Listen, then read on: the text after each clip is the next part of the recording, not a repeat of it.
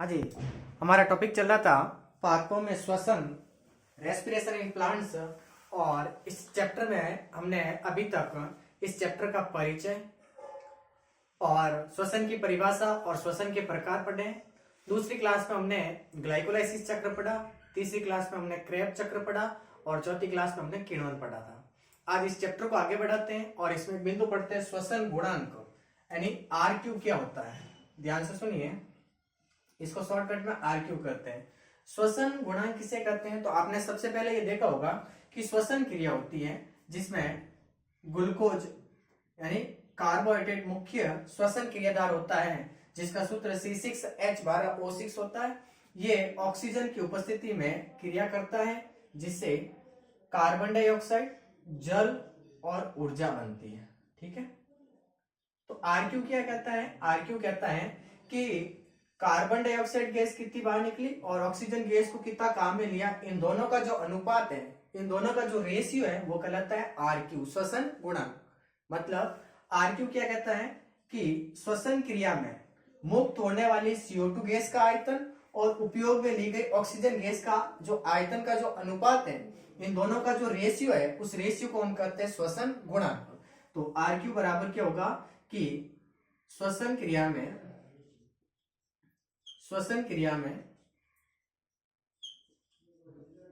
मुक्त CO2 gas का आयतन,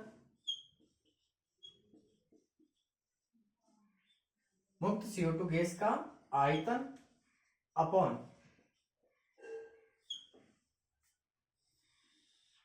श्वसन क्रिया में प्रयुक्त ऑक्सीजन गैस का आयतन। श्वसन क्रिया में प्रयुक्त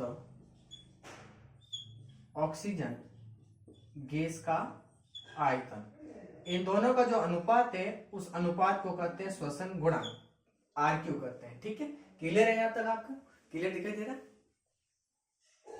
तो श्वसन गुणांक या आरक्यू की परिभाषा हो जाएगी आपके सामने कि श्वसन क्रिया में मुक्त CO2 गैस का आयतन अपॉन प्रयोग में ली गई ऑक्सीजन गैस का जो आयतन का जो अनुपात है, उस अनुपात को कहते हैं श्वसन गुणांक। ठीक है, इसको शॉर्टकट में आरक्यू से लिखते, जो मैंने पहले ही बता दिया।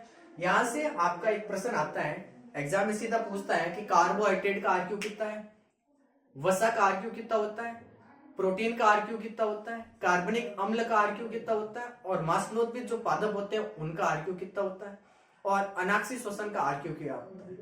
तो यहाँ से एक प्रश्न पूछता है, उस प्रश्न को क्लियर करते हैं। सबसे पहले देखिए, ये तो हो जाएगी आपके सामने आरक्यू की परिभाषा। ठीक है, अब कुछ आरक्यू आपको याद करने हैं, जैसे कार्बोहाइड्रेट का, प्रोटीन का, वसा का और कार्बनिक अम्ल का। ठीक है, तो देखिए आपके सामने लिखता हूं मैं। सबसे पहले हम बात करें कार्बोहाइड्रेट का आरक्यू। कार्बोहाइड्रेट का आरक्यू कैसे निकालेंगे? तो सबको आपको पता है कि श्वसन क्रिया में मुख्य श्वसन क्रियादार क्या होता है? ग्लूकोज होता है, जो एक प्रकार का कार्बोहाइड्रेट है। ये 6 ऑक्सीजन की उपस्थिति में क्रिया करता है, जिससे 6 कार्बन डाइऑक्साइड, 6 जल के अणु और क्या मिलती है? ऊर्जा। ठीक है, और आरक्यू हमें क्या कहता है? आरक्यू कहता है कि मुक्त होने वाली CO2 गैस का आयतन और उपयोग में ली गई जो ऑक्सीजन गैस का जो आयतन का जो अनुपात है, उसको क्या कहते हैं? आरक्यू कहते हैं। तो इसका आरक्यू कैसे निकालेंगे? आरक्यू बराबर CO2 जो मुक्त हुई है उसका अपॉन जो उपयोग में ली गई ऑक्सीजन गैस, इन दोनों का अनुपात क्या कहलाता है? आरक्यू कहलाता है। तो आरक्यू निकालेंगे कैसे? तो कार्बन डाइऑक्साइड के कितने अणु लिए? 6, और ऑक्सीजन के भी कितने अणु है? 6। तो 6 से 6 कट गया एक बार, इसका आरक्यू कितना जाएगा? आरक्यू 1, यानी कार्बोहाइड्रेट का आरक्यू कितना होगा? 1 होगा। हो जाएगा यार, ये एग्जाम में प्रश्न पूछे जाते हैं यहाँ से। ये तो आपके सामने कार्बोहाइड्रेट का आरक्यू। अब जैसे वसा का आरक्यू कितना होता है, प्रोटीन का आरक्यू कितना होता है, वो भी आपको याद करना है। तो देखिए, हम दूसरी बात कर रहे हैं। अब आपको ये सीधे सीधे याद कर लेना है। कार्बोहाइड्रेट का आरक्यू कितना है? 1। दूसरे नंबर पर हम बात करें प्रोटीन, प्रोटीन का आरक्यू कितना होता है? तो प्रोटीन का आरक्यू होता है आपके सामने 0.8।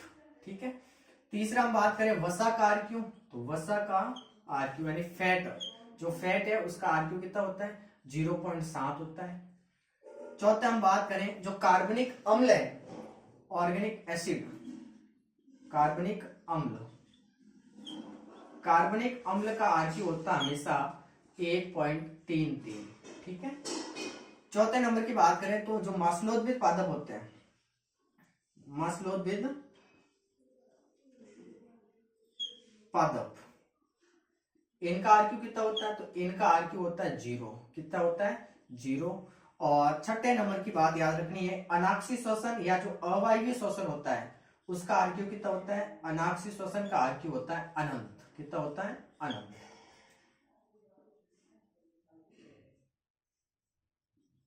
अनंत होता है।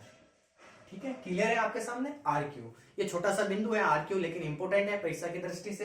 तो आरक्यू की में हमने सबसे पहले पढ़ा कि आरक्यू किसे कहते हैं या श्वसन गुणांक किसे कहते हैं। तो श्वसन क्रिया में मुक्त होने वाली CO2 गैस का आयतन और उपयोग में ली गई ऑक्सीजन गैस का जो आयतन का जो अनुपात होता है इन दोनों का, उसको हम कहते हैं आरक्यू।